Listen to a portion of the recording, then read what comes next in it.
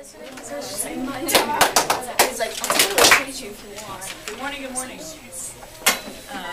Okay, so announcements today. Well, first of all, you know Mr. Romero, he's off at a conference today, but he'll be back next week. Your final reading logs are due Wednesday, the 19th. Keep that in mind. The 19th next week. Wednesday. Okay, next Wednesday. The term ends on the 21st of March, which is Friday. Student-led conferences, Wednesday and Thursday, the 26th and 27th. Now I need you guys to get all your I'm collecting your letters, placed in the class baskets. Please get those out of your backpack. Es que no los trae. The letters. For the student-led conferences. Yes.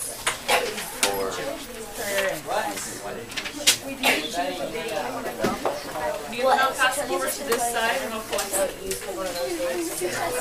Honors proposals are due Tuesday, the 18th. Keep that in mind, write that in your planner.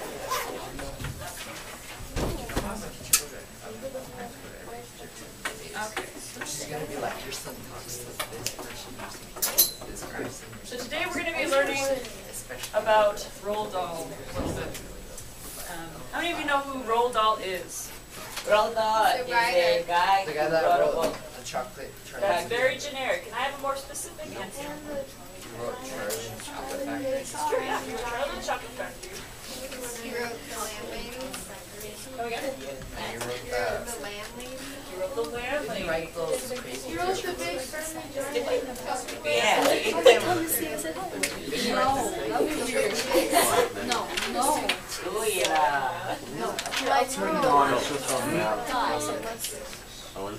Roald Dahl, he is a children's writer. Many of you know his stories. Hey. But he wrote a lot of stories that you probably will know. You've probably seen the movies like James the Giant Peach, Matilda, Charlie the Chocolate Factory. That's been redone a couple times, right? But there are lots of, he's a great writer, right? He's pretty easy to read. What's interesting is that he's from Wales, and he didn't like school particularly. Has anyone read his book, The Boy? Oh, yeah. Okay. Well, he did not like school at all. He actually got beaten a couple times, and he had a lot of fun and adventures, but it was really hard. I'm sure you guys can relate to that as well. But he was a great athlete. He was a heavyweight boxing champion, and he played squash really well. How many of you like to play sports? What's squash? It's like tennis, but you're Does the weed count? We? It's like a half category. But he started writing during World War II. Writing war articles, and that's where he started. And it wasn't until a little bit later on that he started writing for children's books. I'll go ahead and show you some of the covers of his books. So it would be a G, just like you mentioned, Charlie the Chocolate Factory. Friendly Giant. Yeah. James the Giant Peach is it's kind of like one of those old-fashioned movies where the characters move really choppy. Yeah, it's pretty old. It's like an old cartoon. Anyways, that's great. What he's really known well for is for his twist endings, for stories that you think, okay, these are great, and then all of a sudden you're like, what happened? And your mind is blown. That's why he's so successful. Today we're going to be reading a story about the landlady.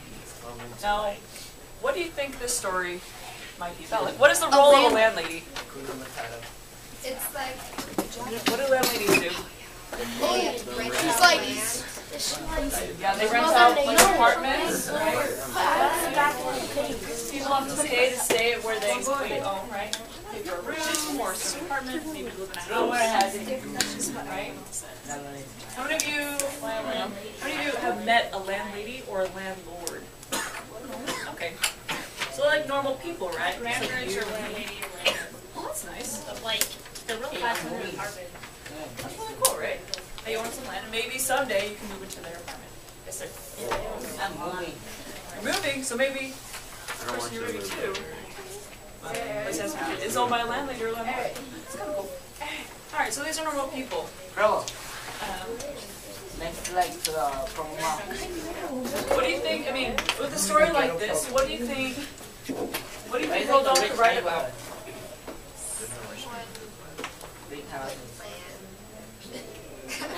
haunted I'm land. gonna come to my house one day. What And about? you're gonna be like, That's I already Cassie. read the book. Okay, so what if? So do you think the landlady's a good person, or is it a bad person? maybe like an old rich gentleman. Or maybe she like grants like an entire fortune to someone if she's really generous. Maybe she turns out to be like this long lost sister, and you're like, what? Oh, Well, dude. this long lost predator. Yes, thank you for raising your hand. There's a book right there. It's kind of like I live by the this purple guy box. and this girl. I live by. Oh, weird. I was like, no, you guys can't get married. I drove through this right there.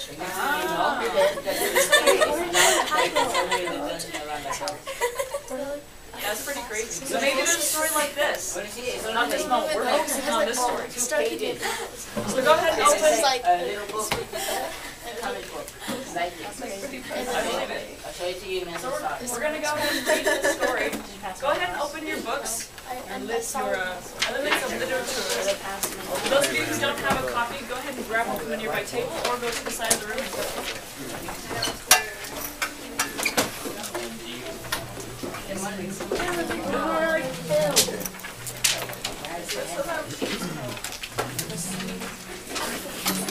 Hey, my book!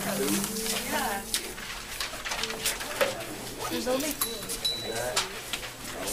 Look, I told you. Go ahead and turn to page 171.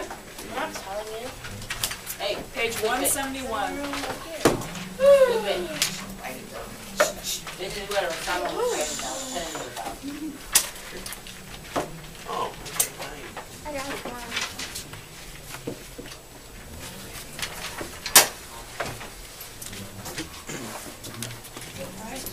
Everyone have a book? We're set?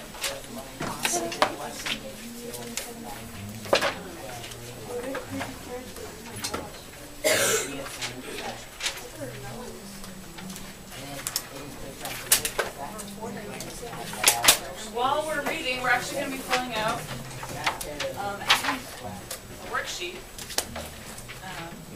And this will help you get a better idea of the story. So how many of you know what we, let's see, so last time you guys were talking and learning about context clues, is that right? No, it's not. Yeah.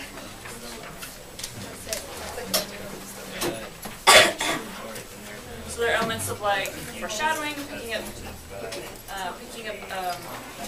information from the story.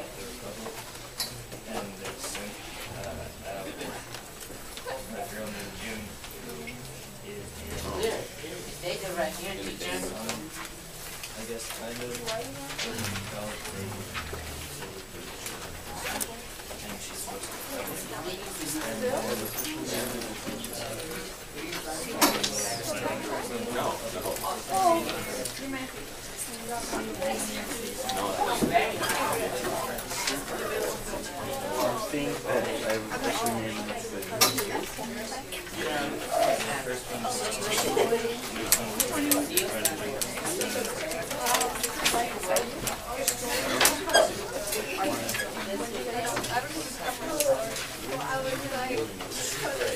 All right, can I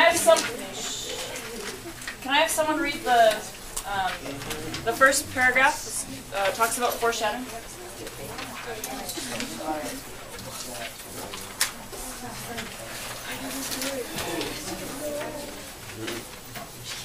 Edward, will you read the first two paragraphs of this foreshadowing? Did you have a pencil to borrow? You know first grade?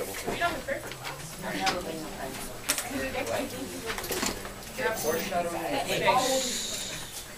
Borrow pencil. Foreshadowing is when an author gives you the music about things that are going to happen in the story. Today you will be reading a story called Landlady by Ronald Dahl. Many of you may recognize that name as the author of Charlie and the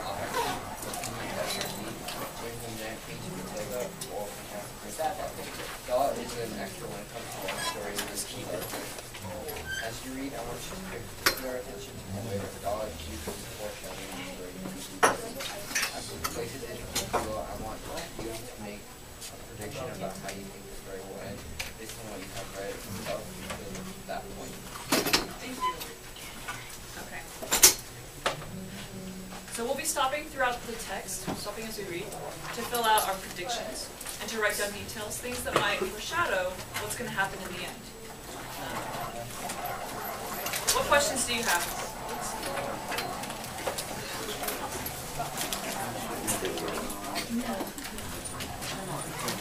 All right, as I'm reading, I expect you to follow along and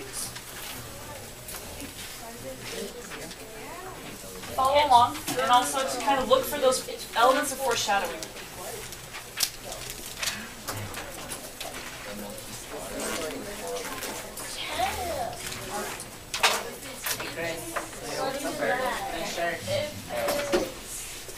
The Landlady by Roald Dahl. Billy Weaver had traveled down from London on the slow afternoon train with a change at Reading on the way.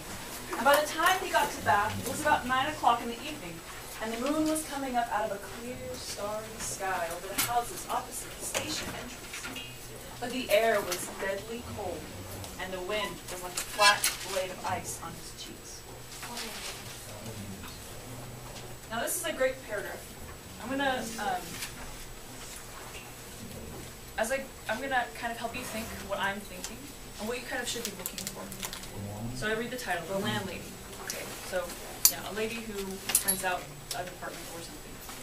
By Roald Dahl. Okay, so Roald Dahl, he wrote G, Matilda, Witches. Okay, so I'm kind of familiar with him. I trust him as an author. So I say, Billy Weaver, okay, he must be our protagonist, had traveled down from London, oh I know where London is, on the slow afternoon train, with a change at Reading. I'm not really sure what Reading is, I think it's a town. And by the time he got to Bath, which is another town actually, it was about 9 o'clock in the evening, and the moon was coming up out of the clear, starry sky over the houses opposite the station entrance. Okay, so he's just traveling, right? Where is he going? Why is he there? Like wondering, okay, maybe he's there on a vacation. Is he family?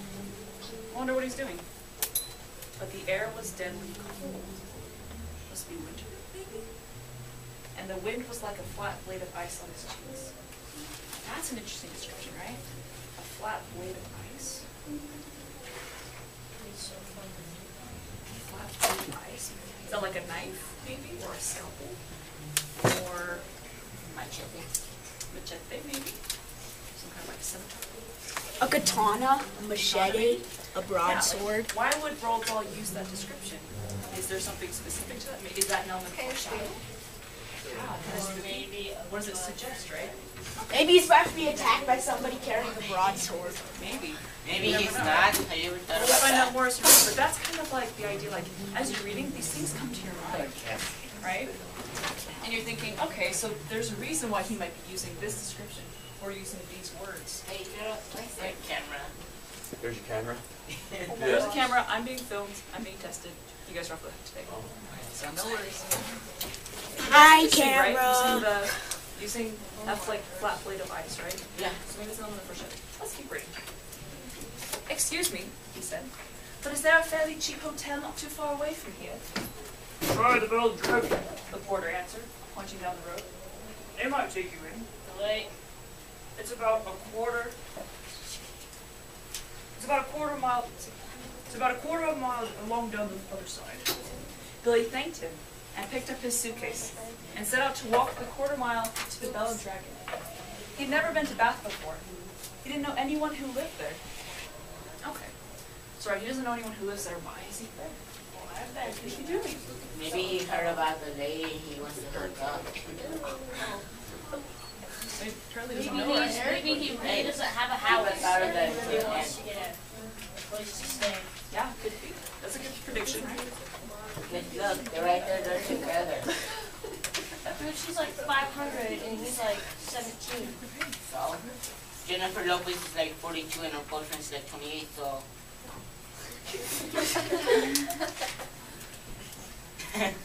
Let's give Thanks for that. Okay,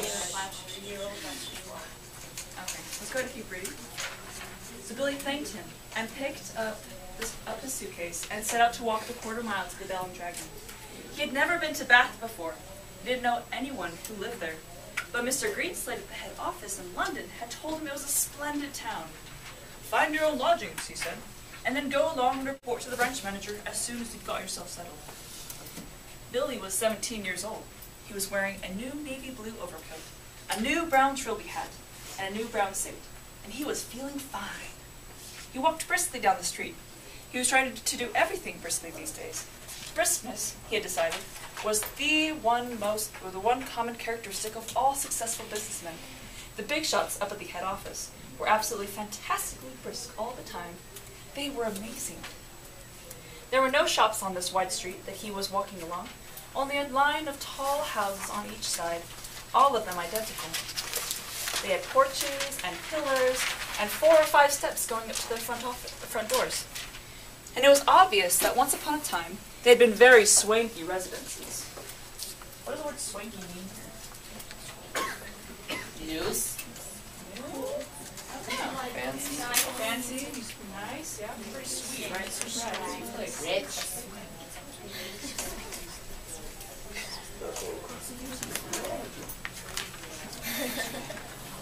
Maybe it's like a passion. Yeah. It seems to me, so it's describing what the place is like, right? It's pretty swanky. So you just Pretty sweet place, right? It must be pretty nice. But now, even in the darkness, he could see that the paint was peeling from the woodwork on their doors, and the windows and that handsome white facades were cracked and blotchy from neglect. Suddenly, in a downstairs window that was brilliantly illuminated by a street lamp not 6 yards away, Billy caught sight of a printed notice propped up against the glass in one of the upper panes. It said, "Bed and breakfast." There was a vase of yellow chrysanthemums, tall and beautiful, standing just underneath the notice. He stopped walking. He moved a bit closer. Green curtains, some of them some sort of velvety material, were hanging down on either side of the window. The chrysanthemums looked wonderful beside them. He went right up and peered through the glass into the room, and the first thing he saw was a bright fire burning in the hearth. On the carpet, in front of the fire, a pretty little dachshund, which is like a dog, right, was curled up asleep with its nose tucked into its belly. The room itself, so far as he could see in the half-darkness, was filled with pleasant furniture. There was a baby grand piano, and a big sofa, and several plump armchairs, and in one corner he spotted a large parrot in a cage. Animals were usually a good sign in a place like this, Billy told himself, and all in all, it looked to him as though it would be a pretty decent house to stay in. Certainly, it would be more comfortable than the Bell and Dragon. On the other hand, a pub would be more congenial than a boarding house. What does the word congenial mean here?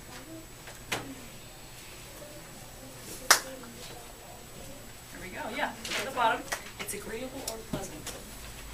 I would use that in a sentence. Congenial. It's a pretty congenial fellow. It's pretty congenial day. Is that a chance to be the son or like the nephew? Maybe. But isn't no one even around? Supposedly. Okay. There would be beer and darts in the evenings, and lots of people to talk to. And it would probably be a good bit cheaper, too. He had stayed a couple of nights in the pub once before, and he had liked it. He never stayed in any boarding houses, and to be perfectly honest, he was a tiny bit frightened of them. The name itself conjured up images of watery cabbage, rapacious landladies, and a powerful smell of kippers in the air. After dithering about, like this in the cold for 2 or 3 minutes, Billy decided that he would walk on and take a look at the Bell and Dragon before making up his mind. He turned to go. And now a queer thing happened to him. He was in the act of stepping back and turning away from the window, when all at once his eye was caught and held in the most peculiar manner by the small notice that was there. Bed and breakfast. It said, bed and breakfast, bed and breakfast, bed and breakfast. Each word was like a large black eye staring at him through the glass, holding him, compelling him, forcing him to stay where he was, and not to walk away from that house. And the next thing he knew, he was actually moving across the window to the front door of the house, climbing the steps that led up to it and reaching for the bell. He pressed the bell. Far away in the back room, he heard it ring. And then at once, it must have been at once because he hadn't even had time to take his finger off the bell button, the door swung open and a woman was standing there. Caper means fish that have been salted in dry or smoked. Capers are commonly eaten for breakfast in Great Britain. Go ahead and write your prediction She is a murderer. on this first line end of. So on this first line. Don't take your prediction. What's going to happen? Or last relative. Depending on the people, it could be a last relative.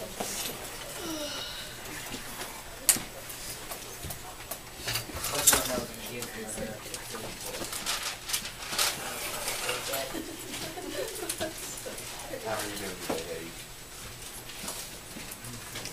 How are you doing, Cameron?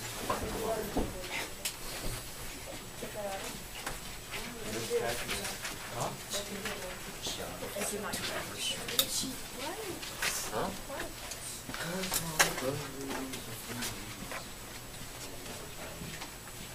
Eric, I believe you need to take your seat. Edward, this one. So far. You want your prediction line?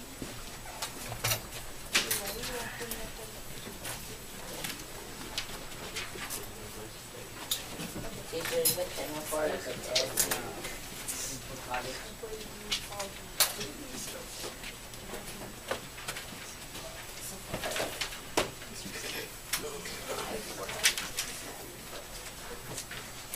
Okay, let's continue. Normally, you ring the bell, and you have at least a half-minute's wait before the door opens. But this dame was like a jack-in-the-box. She pressed the bell, and out she popped, and made him jump. She was about 45 or 50 years old, and the moment she saw him, she gave him a warm, welcoming smile. "Please come in," she said pleasantly. She stepped aside, holding the door wide open, and Billy found himself automatically starting forward. The compulsion, or more accurately, the desire to follow after her into that house was extraordinarily strong. "I saw the notice in the window," he said, holding himself back. "Yes, I know. I was wondering about a room. It's all ready for you, my dear," she said. She had a round pink face and very gentle blue eyes. "I was on my way to the Bell and Dragon," Billy told her, "but the notice in your window just happened to catch my eye." "My dear boy," she said, "why don't you come out of the cold? How much do you charge?" 5 and 6 pence a night, including breakfast. It was fantastically cheap. It was less than half of what he'd been willing to pay. "If that is too much," she added, "then perhaps I can reduce it just a tiny bit. Do you desire an egg for breakfast? Eggs are expensive at the moment. It would be 6 pence less without the egg." 5 and 6 pence is fine," he answered. "I should like very much to stay here." "I knew you would. Do come in." She seemed terribly nice. She looked exactly like the mother of one's best school friend, welcoming one into the house to stay for the Christmas holidays. Billy took off his hat and stepped over the threshold. "Just hang it there," she said, "and let me help you with your coat." There were no other hats and coats in the hall. There were no umbrellas, no walking sticks, nothing. We have it all to ourselves," she said, smiling at him over her shoulder as she led the way upstairs.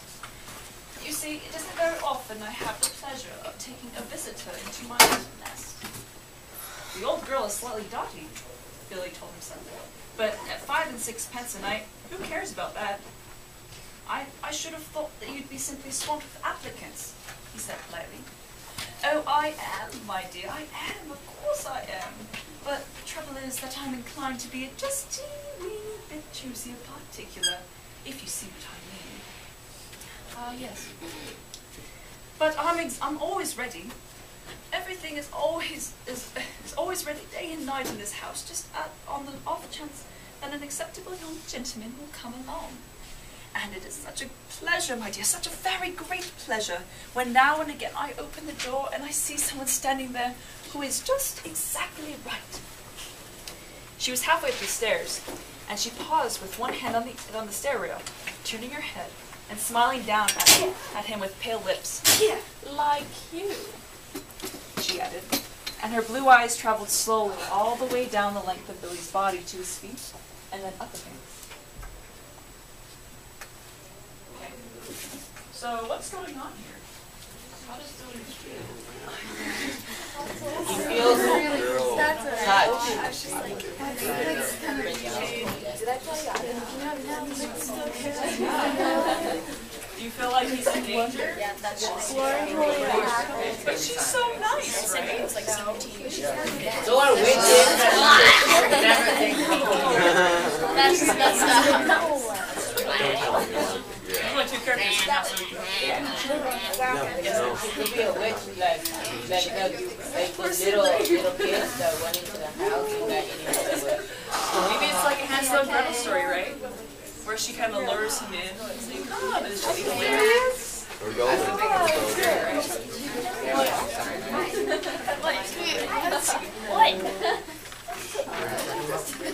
Alright, let's keep going. It's kind of a spooky story, right?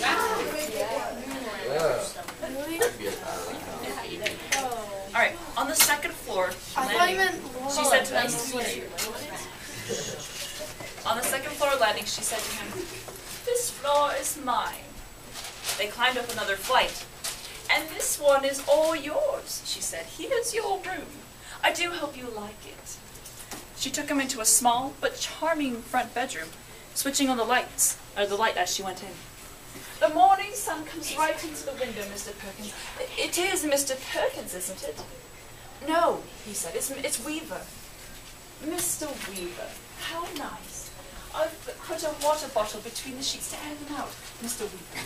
It's such a comfort to have a hot water bottle and a strange bed with clean sheets, don't you agree? And you may light the gas fire at any time if you feel chilly.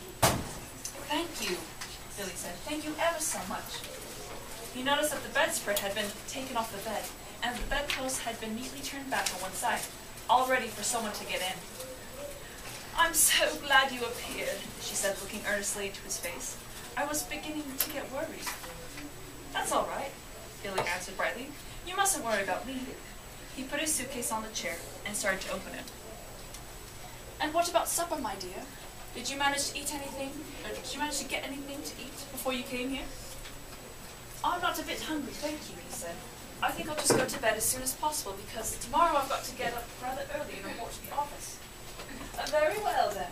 I'll leave you so that you can unpack. But before you go to bed, would you be kind enough to pop into the sitting room on the ground floor and sign the book? Everyone has to do that because it's the law of the land. And we don't want to go breaking any laws at this stage in the proceedings, do we? She gave him a little wave of the hand and went quickly out of the room and closed the door. Now the fact that his landlady appeared to be slightly off her rocker didn't worry Billy in the least. After all, she was not only harmless, but there was no question about it. But she was also quite obviously a kind and generous soul. He guessed that she had probably lost a son in the war, or something like that, and had never gotten over it. Go ahead and take a moment to write another correction, now that you know a little bit more what's going on. Don't do it. I am.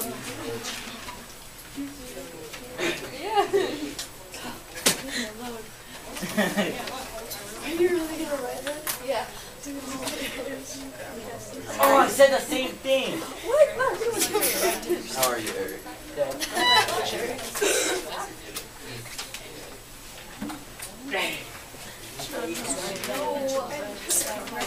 What about the first time that I screamed? She like kills him in his Alright, let's continue.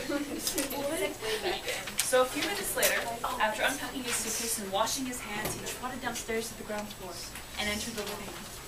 His landlady wasn't there, but the fire was glowing on the hearth, and the little Dachshund was sleeping soundly in front of it. The room was wonderfully warm and cozy. I'm a lucky fellow, he thought, rubbing his hands. This is a bit of all right. He found the guest book lying open on the piano, so he took out his pen and wrote down his name and address. There were only 2 other entries above his on the page, and as one always does with guest books, he started to read them.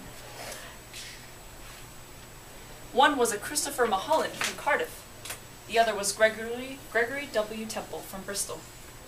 That's funny, he thought suddenly. Christopher Mulholland. It rings a bell. Now where on earth had he heard that rather unusual name before? Was it a boy at school? No. Was it one of his sister's numerous young men, perhaps, or a friend of his father's? No, it wasn't any of those. He glanced down at the book. Christopher Mulholland, 231 Cathedral Road, Cardiff. Gregory W. Temple, 27 Sycamore Drive, Bristol. As a matter of fact, now he came to think of it, he wasn't at all sure about the second name. But the second name didn't have almost as much of a familiar ring about it as the first. Gregory Temple, he said aloud, searching his memory. Christopher Mulholland. Such charming boys. A voice behind him answered, and he turned and saw his landlady sailing into the room with a large silver tea tray in her hands. She was holding it well out in front of her, and rather high up, as though the tray were a pair of reins on a frisky horse. They sound somehow familiar, he said. They do? How interesting. I'm almost positive I've heard those names before somewhere. Isn't that odd? Maybe it was in the newspapers. They weren't famous in any way, were they? I mean, famous cricketers or footballers or something like that? Famous, she said, setting the tea tray down on the low table in front of the sofa. Oh no, I don't think they were famous, but they were incredibly handsome, both of them. I can promise you that. They were tall and young and handsome, my dear, just exactly like you. Once more, Billy glanced down at the book. Look here, he said. Look here, he said, noticing the dates. This last entry is over 2 years old. Is it? Yes, indeed. And Christopher Mulholland is nearly a year before that, more than 3 years ago. Dear me, she said, shaking her head and having a dainty little sigh. I would never have thought it. How time does fly away from us all, doesn't it, Mr. Wilkins? It's Weaver, Billy said. W-E-A-V-E-R. Oh, of course it is, she cried, sitting down on the sofa. How silly of me. I do apologize. In one ear and out the other, that's me, Mr. Weaver. You know something, Billy said. Something that's really quite extraordinary about all this? No, dear, I don't. Well, you see, both of these names, Mulholland and Temple, I not only seem to remember each of them separately, so to speak, but somehow or other, in some peculiar way, they both appear to be sort of connected together as well. As though they were both famous for the same sort of thing, if you see what I mean. Like Dempsey and Tunney, or, for example, or Churchill and Roosevelt. How amusing, she said. But come over here now, dear, and sit down beside me on the sofa, and I'll give you a nice cup of tea and a ginger biscuit before you go to bed. You really shouldn't bother, Billy said. I didn't mean you to do anything like that. He stood by the piano, watching her as she fussed about with the cups and saucers. He noticed that she had small, white, quickly moving hands and red fingernails. I'm almost positive it was in the newspapers I saw them, Billy said. I'll think of it in a second, I'm sure I will. There's nothing more tantalizing than a thing like this that lingers just outside the borrowed borders of one's memory. He hated to give it up. Now wait a minute, he said. Wait a minute. Mulholland, Christopher Mulholland. Wasn't that the name of the Eton schoolboy who was walking on a walking tour to the West Country, and then all of a sudden, milk? She said, and sugar?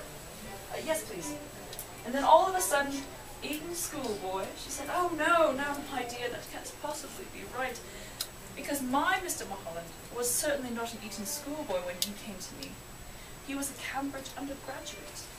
Come over here and sit next to me and warm yourself in the front of this lovely fire. Come on, your tea's all ready for you. She patted the empty place beside her on the sofa, and she sat there smiling at Billy, waiting for him to come over. He crossed the room slowly and sat down on the edge of the sofa. She placed his teacup on the table in front of him.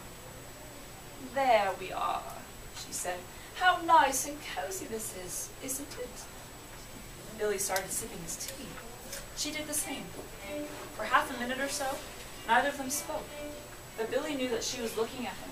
Her body was half turned toward him, and he could feel her eyes resting on his face, watching him over the rim of her teacup. Now and again, he caught a whiff of a peculiar smell that seemed to emanate directly from her person. It was not in the least unpleasant, and it reminded him, well, he wasn't quite sure what it reminded him of. Pickled walnuts? New leather? Or was it the corridors of a hospital? At length she said, Mr. Mulholland was a great one for his tea. Never in my life have I seen anyone drink as much tea as dear, sweet Mr. Mulholland.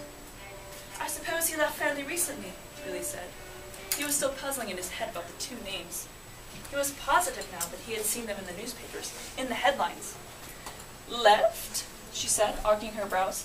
But my dear boy, he never left. He's still here. Mr. Temple is also here. They're on the 4th floor, both of them together.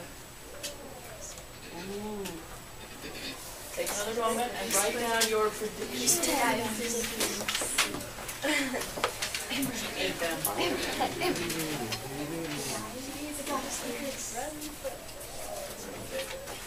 Do you think she could be like a rapist or something?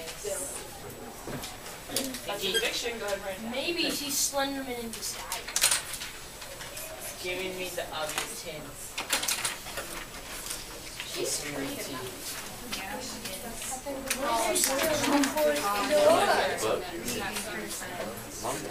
that really happen, did I see? What?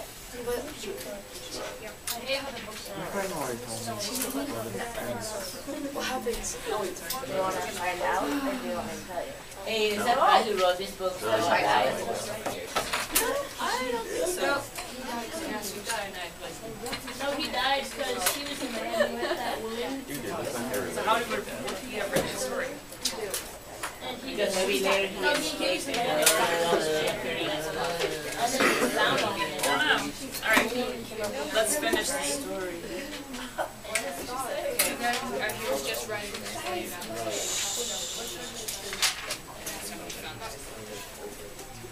Billy set his cup down slowly on the table and stared at his landlady. She smiled back at him, and she put out one of her white hands and patted him comfortingly on the head. How old are you, my dear? She asked. 17. 17, she cried. Oh, it's the perfect age. Mr. Mulholland was also 17. But I think he was a trifle shorter than you are. In fact, I'm sure he was. And his teeth weren't quite so white. You have the most beautiful teeth, Mr. Weaver. Did you know that? They're not as good as they look, Billy said. They've got simply masses of fillings in them at the back. Mr. Temple, of course, was a little older, she said, ignoring his remark. He was actually 28. And yet I never would have guessed it if he hadn't told me. Never in my whole life. There wasn't a blemish on his body. A what? Billy said. His skin was just like a baby's. There was a pause. Billy picked up his teacup and took another sip of his tea. And he set it down again gently in his saucer. He waited for her to say something else, but she seemed to have lapsed into another of her silences. He sat there, staring straight ahead of him into the far corner of the room, biting his lower lip. That parrot, he said at last. You know something? It had me completely fooled when I first saw it through the windows. I could have sworn it was alive. Alas, no longer. It's most terribly clever the way it's been done, he said. It doesn't look the least bit dead. Who did it? I did. You did? Of course, she said. And have you met my little Basil as well? She nodded toward the dachshund curled up so comfortably in front of the fire. Billy looked at it, and suddenly he realized that this animal had all the time been just as silent and motionless as the parrot. He put out a hand and touched it gently on the top of its back. The back was hard and cold, and when he pushed the hair to one side with his fingers, he could see the skin underneath, grayish-black and dry and perfectly preserved. Good gracious me, he said. How absolutely fascinating. He turned away from the dog and stared with deep admiration at the little woman beside him on the sofa. It must be most awfully difficult to do a thing like that. Not in the least, she said. I stuff all my little pets myself when they pass away. Will you have another cup of tea? No, thank you, Billy said. The tea tasted faintly of bitter almonds, and he didn't much care for it. You did sign the book, didn't you? Oh, yes. Oh, that's good, because later on, if I happen to forget what you were called, then I could always come down here and look it up. I still do that almost every day with Mr. Holland and Mr. Temple, Billy said. Gregory Temple. Excuse my asking, but haven't there been any other guests here except them in the last 2 or 3 years? Holding her teacup high in one hand, she inclined her head slightly to the left. She looked up at him out of the corners of her eyes and gave him another gentle little smile. No, my dear, she said, only you. Dun, dun, dun. You like, ladies who had a bunch of puppets? And when they died, Well, we're watching a video. the next thing you know, you saw her in the boat. And now, Kill him and stuff him. Interesting, right? To her house. Okay. So one fact that you might not know, unless you're an avid mystery reader, no. is that the fact that potassium cyanide, it's a favorite poison that they use in mystery and suspense stories. It has this bitter almond taste. Alright. Revelation. Okay, number 1. Look at your predictions. Were you right? Oh yeah. Yeah? Yeah, I was right. Alright. How did your predictions change as you read the story? Go ahead and write down a sentence, 2 sentences. We can talk about it a little bit more.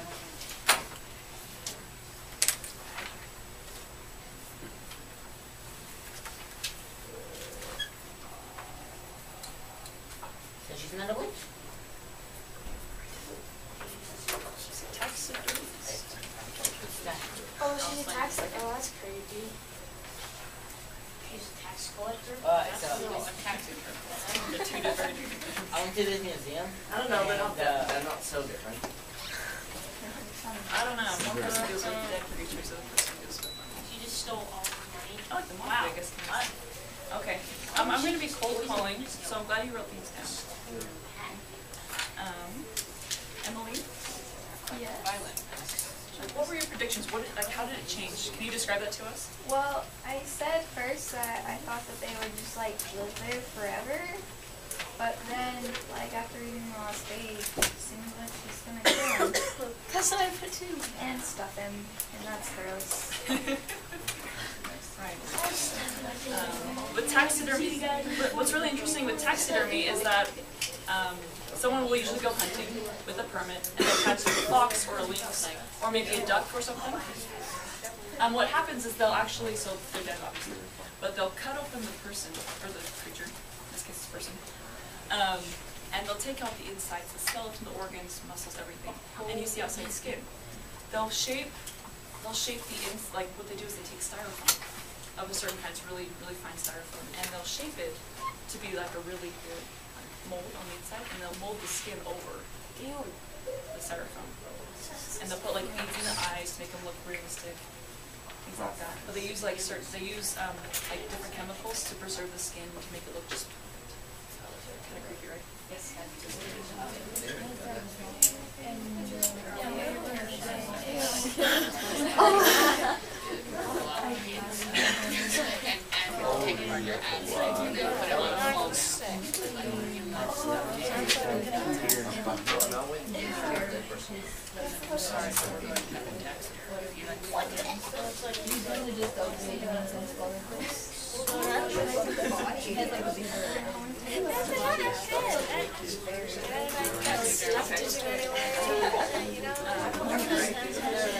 Okay, so class, Monique made a really cool connection.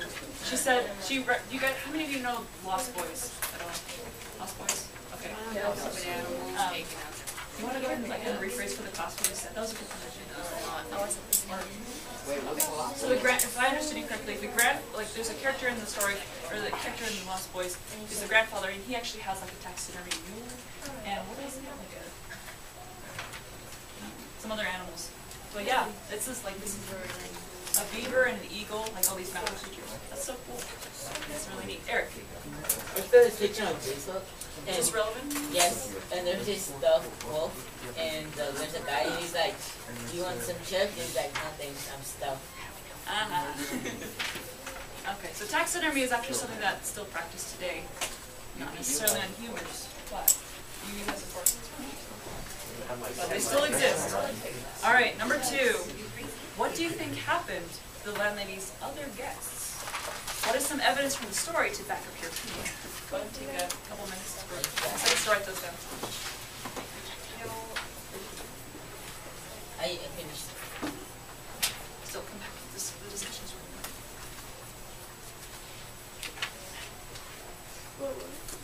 Who stuffed their tits though? I would. People do that all the time because they don't want to get rid of their favorites. You know I will. No, you wouldn't. I would. I would stuff myself. Eric, just go. Please.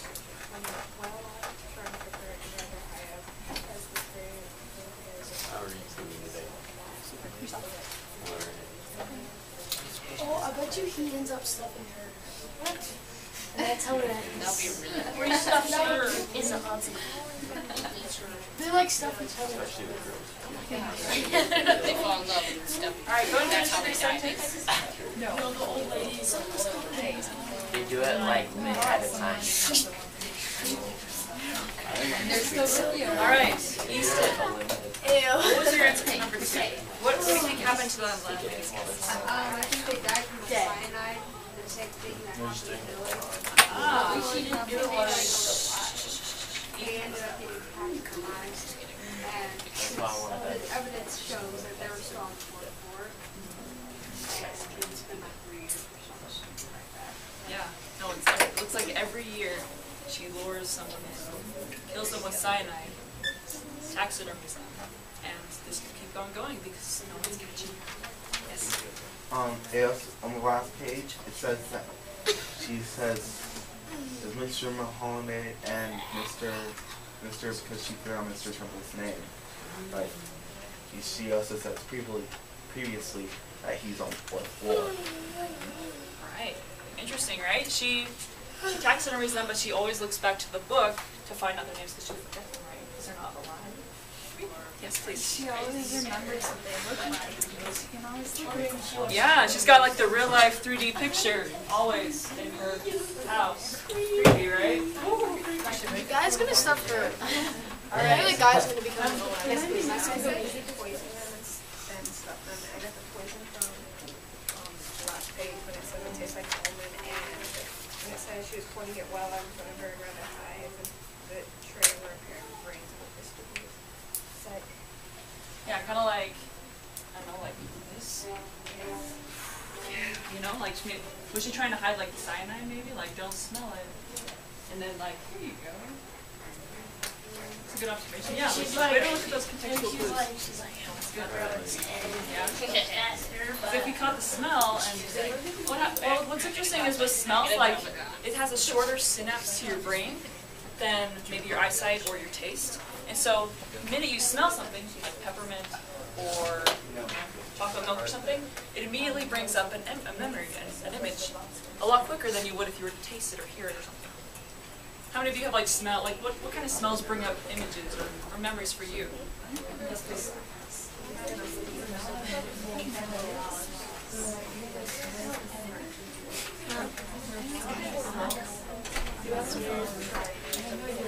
Okay, so Monique's. what? That's a good one, actually. But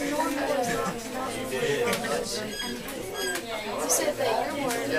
So for Monique, there's like a really sweet smell that reminds her of her mother just automatically. Yes, please. Pine trees and cinnamon. So, yeah. Gasoline reminds me about boys and stuff because I like to eat. Oh, there you go. Gasoline. And you smell it when you're on cinnamon. When my dog was a puppy, he said her was like, has a lot of iron. So when I smell iron, I kind of base it off of the breath. Interesting. smell of iron brings up that memory of being a dog. That's really interesting, right? Yes, Whenever I smell mint, I think of mints. That's really original. I like it. Okay, let's keep on going.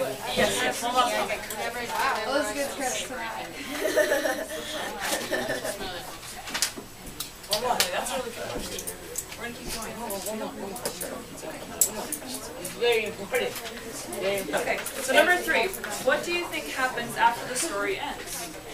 Does Billy realize the danger he's in? Or is it too late? Or does he escape? Too late. It's too late? It's too late. He dies. Happy ending. You stole my pencil. I know. I hate it when people do that. I don't think she should sign in her own. Yeah, stop doing that. Alright, So do I. so if you look back over the story, what are some examples of how... What are some of the examples that Roald Dahl uses to foreshadow what's going to happen to Billy? Yes, please.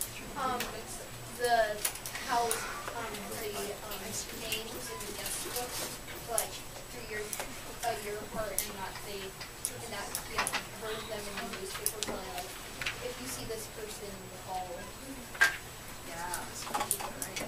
Yeah, so the references in the book. Yes, Eric. Oh, the lady was actually still here. Yes, when she said, "Oh, they're still here," that was definitely foreshadowing. Like, wait, what? And if he's also signing his name, does that mean he's also going to be like them, following after what happened to them?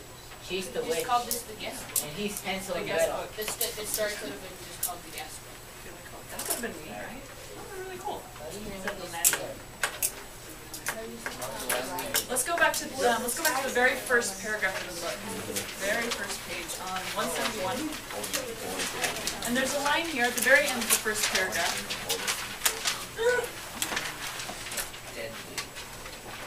Jordan, would you mind reading that last line, beginning with "but the air"?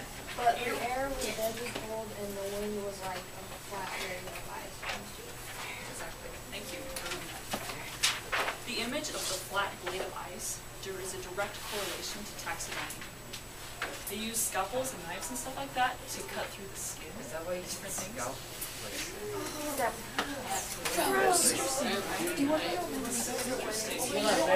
So right up from the very beginning of the story, we get this image, right? It's kind of foreshadowing. So if you hadn't read the story, like then you wouldn't really know. But now if you were to read it again, you'd find it fascinating. Okay. So is it saying that they're going to cut his face off one? Or is it the lady with his face?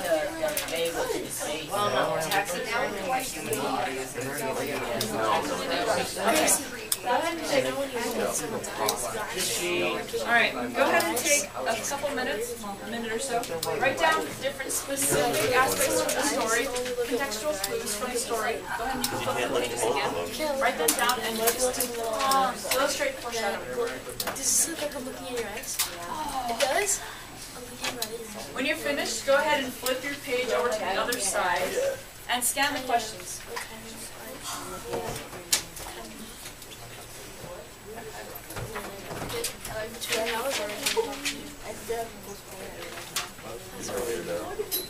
Will I watch a movie?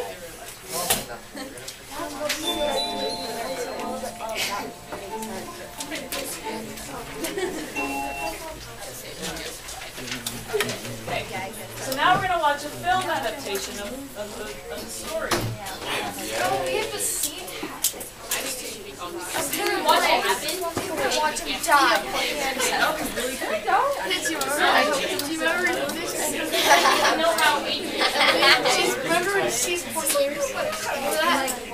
She has pointy ears. You know where attacks are we on That would be really cool.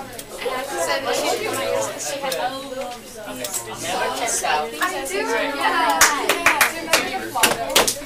That was half-hearted. Awesome. Okay. So we're going to be watching the film adaptation of the story.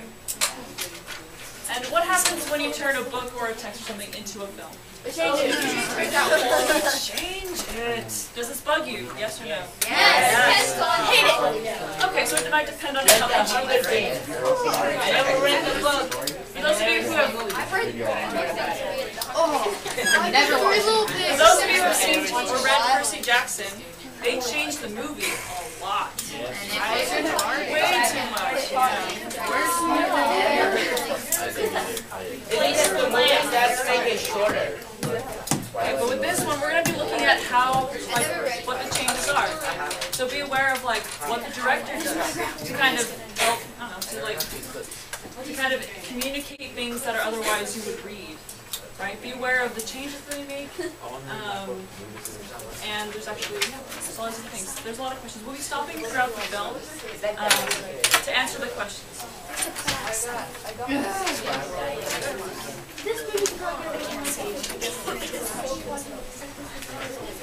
Yeah, I just hate them because they're like badass. Gets like the mummies in their show.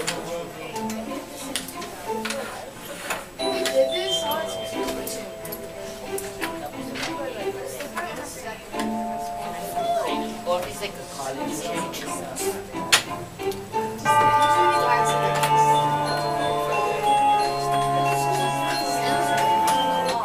Okay, question number 1. What effect does the music have on you? What does it tell you about the story?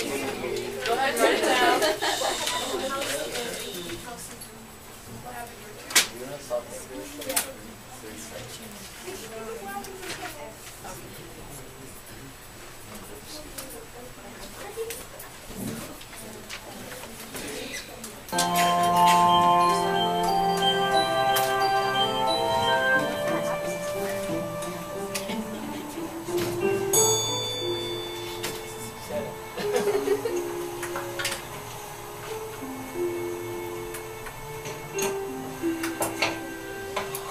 Please, come in. I saw your ad in the paper. Yes, I know. I was wondering about a room. My dear boy, why don't you come in? How much do you charge again? It's $50 a night. It would be $60 with breakfast. $50? That's so cheap. I knew you'd think so. Please, come in. Oh, thank you. Number 2. How is the setting different in this version?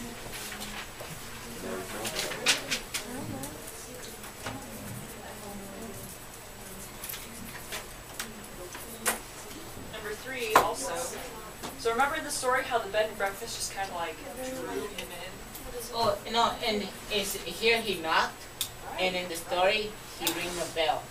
Well, he does ring the bell both times. But he saw the ad in the paper, right? So why do you think, that's number 3, why do you think the director did not use the part of the story with the bed and breakfast sign? Is it boring or it's copyright?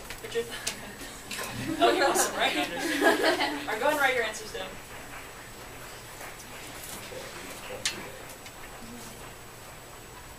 Can you be here on Monday too? And Tuesday and the rest of the school year? Such a cheap price. I thought you'd be in high demand. Oh, I am, my dear. But I'm very selective about who can stay here. But I'm always ready in case an acceptable young man will come along. Like you. Here's your room. I hope you like it.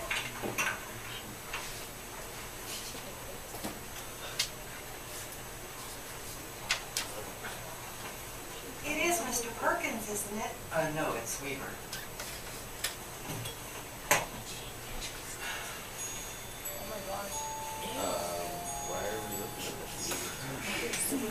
Mr. Weaver, how nice.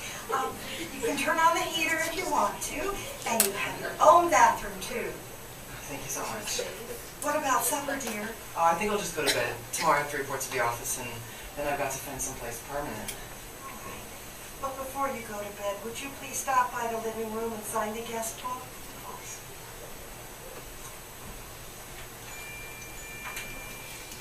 Why was she checking him out? She's a creep.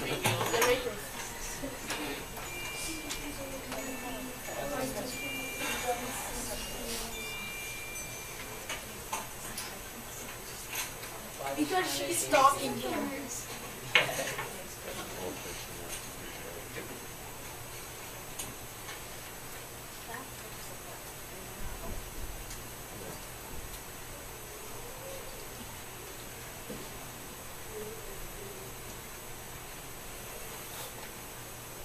Christopher Mulholland. That rings a bell. Christopher Mulholland and Gregory Temple. Such charming boys. They sound familiar. Are they in America or where are they? Interesting. I've heard those names before. Both of them were incredibly handsome. They were just exactly like you. Yeah. Okay. Number 4. How does the director communicate the landlady's craziness? Her view with the camera, you know, the camera gives you doing so like nodding down and Yeah, up. no, this has really great cinematography. This was actually done by a group of high school students. I knew it. I told you. Get the hit. And they did a really good job compared to other projects that other people have done.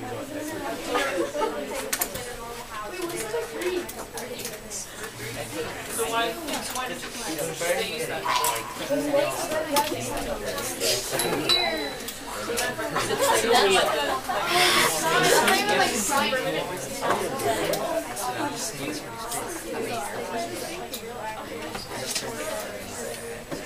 Right. Well, here, this last entry is over 2 years old. It is. And Christopher Mulholland is over 3 years old. Dear, how time flies, Mr. Wilkins. I think you would be a better actor. B-A-V-E-R. How silly of me. You know something? No, dear, I don't. In my mind, both those names, Mulholland and Temple, they seem connected. How funny. Come, here, sit down. And I'll give you a nice warm brownie before you go to bed. Eat one first.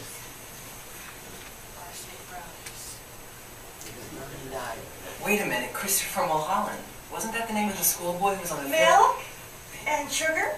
Yes, please. That can't be right, because my Mr. Mulholland was a UCLA undergraduate.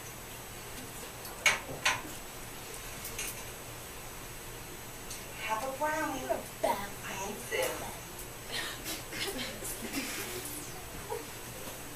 Help yourself, dear.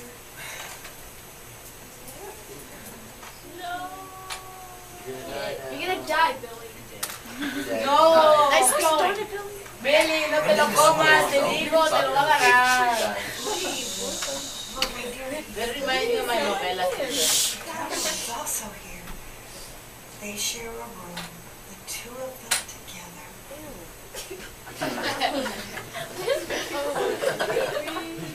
How old are you, dear? 17. Oh, the perfect age. Mr. Mulholland was also 17. But I thought he was an underschool graduate. Quite as white as yours. Oh, they're not as good as they look. Mr. Temple was actually 28, but I never would have guessed it. There wasn't a blemish on his body. Oh, what? His skin was just like a baby's.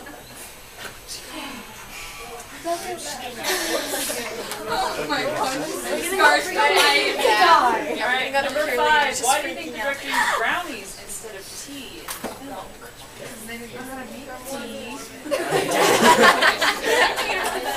American adaptation of a British Actually, in high Maybe she school, should have used hot chocolate? in college, a lot of college people Don't drink tea. But why would hot chocolate taste like they burnt are almonds? baked and the best floors. That makes sense with See brownies. the mama makes these people and fast. That dog. It had me completely fooled. I could have sworn it was alive. Alas, no longer. Well, it doesn't look dead at all. Who did it? I did. You did. Of course. That's amazing. It must have been very difficult to do. Oh, not at all. I stuff all my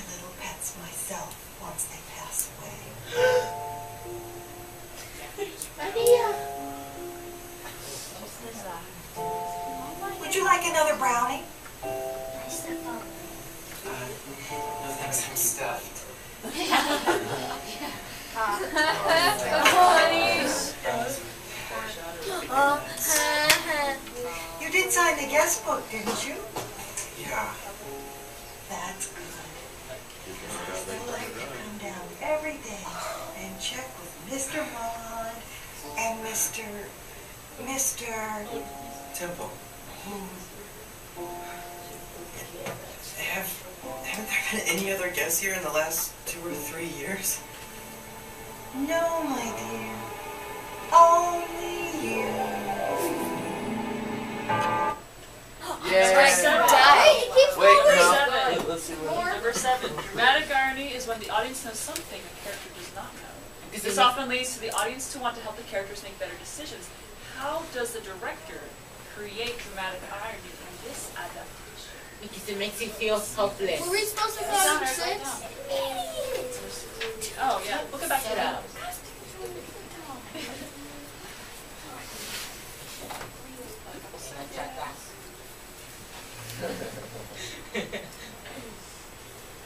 Going back to I number honestly 6. don't like it, especially because I'm more sensitive about dogs dying and doing the never It says something about our culture. Number 6. If this story was told from the perspective of the landlady, how would it be different?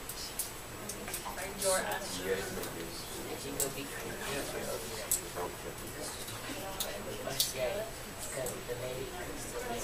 Be specific. Don't put if there would be different stuff. Yeah, that's kind of a unique sauce answer.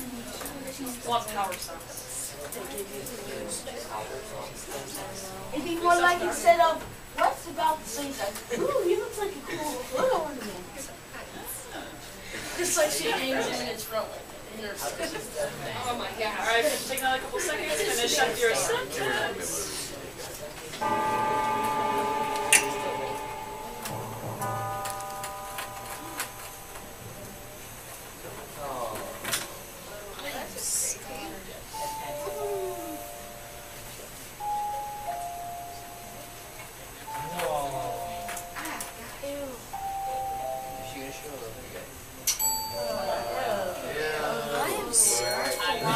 Probably his grandma.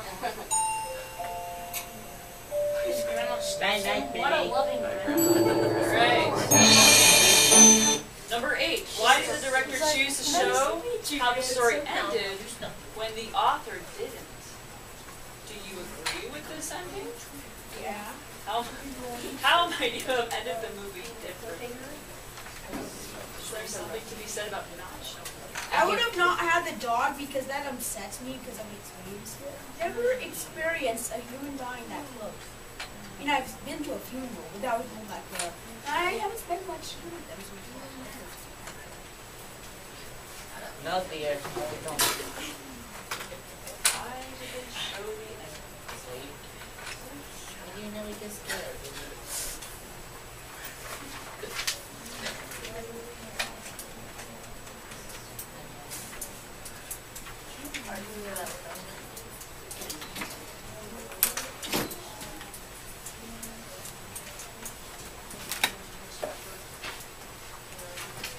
Number 9. Because you already knew the ending, how was watching the movie different than reading the story for the first time? Like anything mentioned in that dead dog. No, I'd never go to a hotel. Now I'm gonna be scared of landlady. I'm not gonna be scared of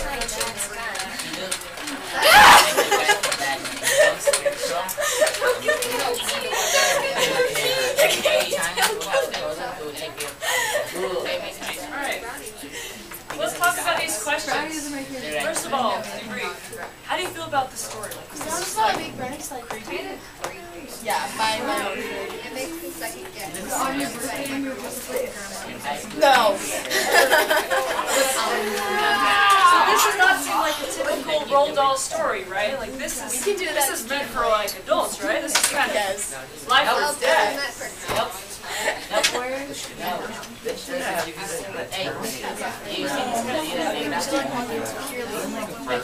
We should act like Scar for life and then to the I enjoy watching movies. It's about something. Or we could just put the poison, you know? So number one, so what kind of effect does music have? I know when you're watching a movie, like Lord of the Rings or something, The Grudge.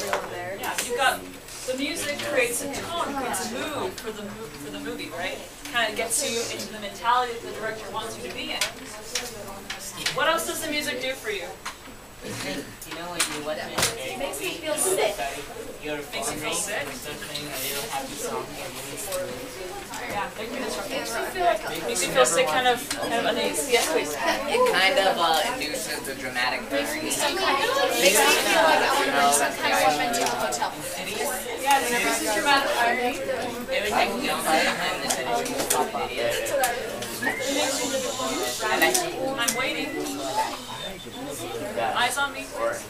Okay. So yeah, like you said, it increases dramatic irony. That's a good answer. All right, number two. How is the setting different in this version? Yes, sir. He didn't come from the train station, he didn't talk to the guys, and he didn't see the side.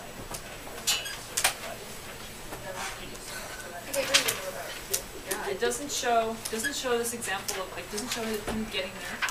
Doesn't show him ringing the doorbell. He just knocks on it, right? And she's there.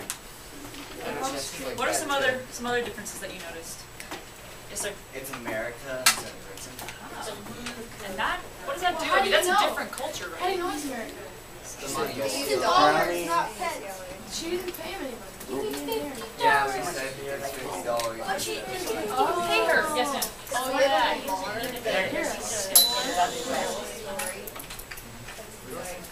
Whoa! You look like an Asian. Yeah, this is a lot more modern than what we were reading. We can better relate to this story, right? This is a lot more. This is more like this could be in our own neighborhood. This could be, you know, where our friends live. Yes, ma'am. Really like when they were talking about like Miss Teacher. it would have been 60 if we really tired. Oh, I'm so tired. Yeah, well, that's a really good. She killed it. Yeah, that's really good. She killed it. So we don't really have any bed and breakfasts are not very common in America as much as they are in Great Britain. All right. Number. Okay. So why do you think director did not use bed and breakfast sign? Probably because it's America. Wait, why is that going to be hard to show? There are some, but they're not as popular. When we come here, when you're traveling, you'll usually stay like a hotel or a motel or like at families' and friends' houses. Bed and breakfast places are a lot more common in England. Or houses. Well, it was said. Yeah, it was said in England, but this is a different Hey, teacher. Okay, so why do you think is that? I mean, is that the same reason why the director used brownies? Yes, because I said they're Mormon, probably. They're Mormon. That's the whole reason why. They're Mormon. Yes, sir. That in America you don't really see that often. It's more brownies. This is true. We're more of a dessert kind of nation, right? We love our brownies, we love our cupcakes, we love our ice cream. Yes, sir. Okay. So number 6, if this story was told from the perspective of the landlady, how would that change the story? Would it make it more interesting? Even more creepy. Indeed. You know, she'd be like, he's a great specimen. Yes. You know, and you can see this like weird, crazy thought. Right? We'd be more into her heads instead of to Billy Weaver's. Yeah, but I don't want to get married. Yeah, maybe that was a courtesy of Roald Dahl, right? Alright. Number 7, dramatic irony, right? You know what irony is. People say, oh, that's so ironic, right? Oh, so ironic. What does that mean? Yes, sir. Kind of like something that really happened, but when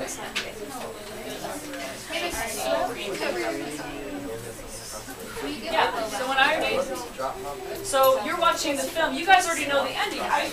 You already knew what was going to happen. The whole movie, you're feeling for Billy. You're like, no, Billy, don't go in the house. You're going to get stuff, but he does not know. It's like that, no, man.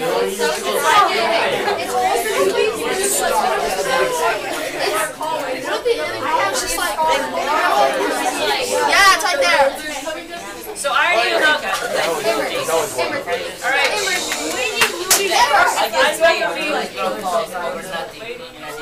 It's so pink. Waiting. Okay. So dramatic irony is really powerful when it comes to writing stories, right? You all felt for Billy, right? Kind of like in a horror movie, you're like, no, don't open the shower curtain. You know, things like that. What? Or like, don't go into the pool area. You know, like, Don't go into the closet. Don't go into the basement. Don't go I'm only into the funny. Don't turn up that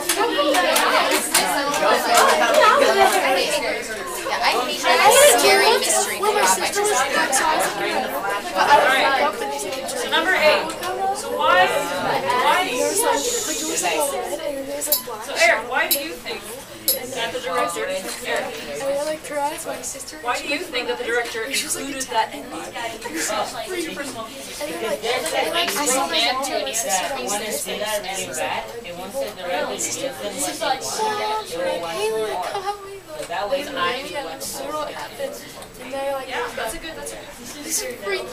She saw it woke up and I was like, when I saw I had to slow this, I was like, yes.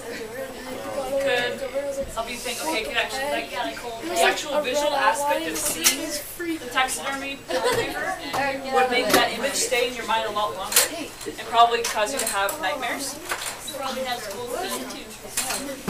Alright, Emily, number 9.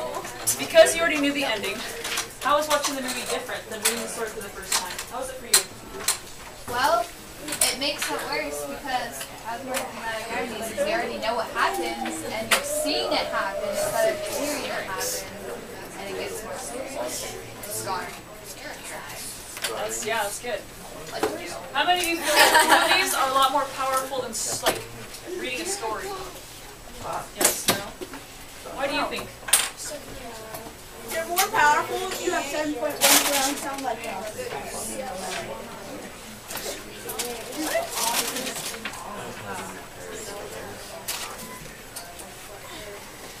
Yeah, you're seeing it in front of you, happening right there, right now. You're almost experiencing it with the protagonist of the story. How many of you feel like stories are a lot more powerful than movies? Yes? They both have their advantages. Eden, why do you think that? Easton, sorry. I just feel like your imagination is more powerful. That's a good example. Yeah, no, I like that. Your imagination can conjure up. Your imagination can conjure up those images of like blood or dying or something a lot more graphic than they could probably portray on the couch. Your imagination can be a lot more powerful. I know, you can also make it more dramatic from a book and make it a movie than That's true. That'd be really scary, right?